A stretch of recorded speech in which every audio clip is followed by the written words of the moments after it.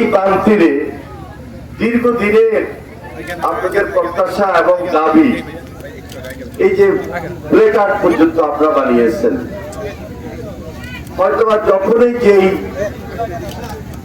নেতৃবৃন্দ আসেন তাদের সামনে সবসময় এই দাবিটা আপনারা উত্থাপন করেন যে যমুনার পূর্ব পাশে স্থায়ী বাঁধ চাই।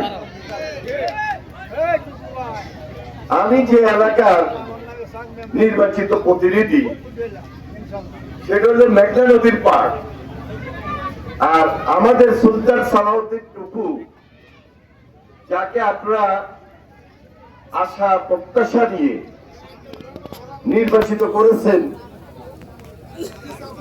তিনি হলেন যমুনার এই পাড়ের মানুষ।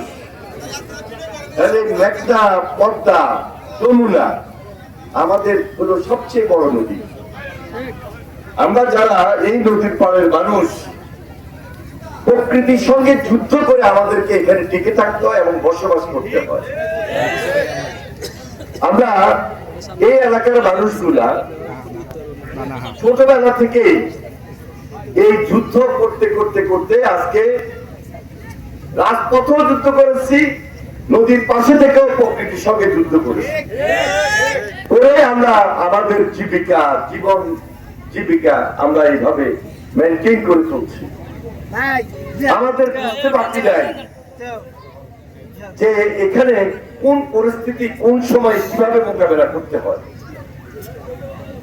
যিনি রাজনৈতিকভাবে সচেতন, যিনি নদীর পাড়ের মানুষ,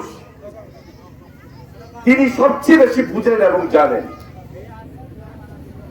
যারা এখানে বসবাস করছেন তারা প্রতিনিয়ত এই পরিস্থিতিকে মোকাবেলা করছেন এবং অনেকের বাড়িঘর হারিয়েছেন, অনেকের বন্যা অতি প্লাবনে গরু ছাগল নিজের রুটি রোজগার বিভিন্ন ভাবে ক্ষতির শিকার হয়েছে, ক্ষতিগ্রস্ত হয়েছে।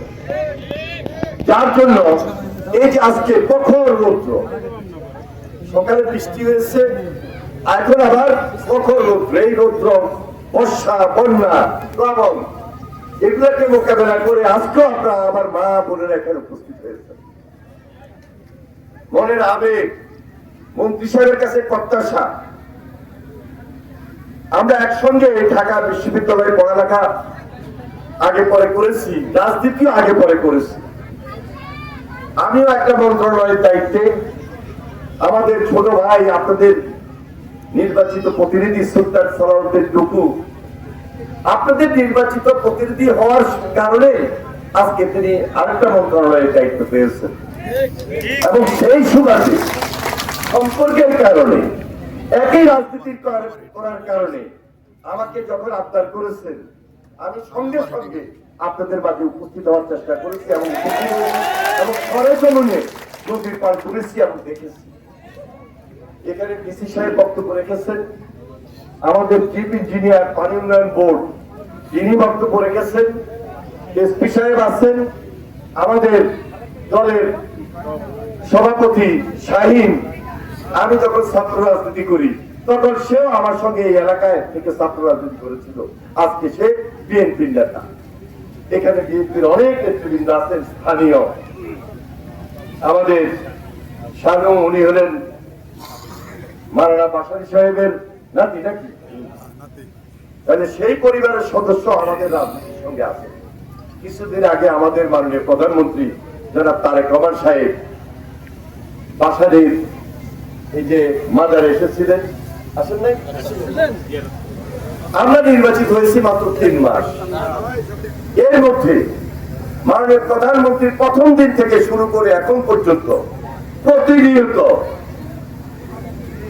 দিনে অন্তত 15, 16, 17, 18 ঘন্টা পর্যন্ত তিনি কাজ করছেন এবং সবকিছু দৃশ্যমান।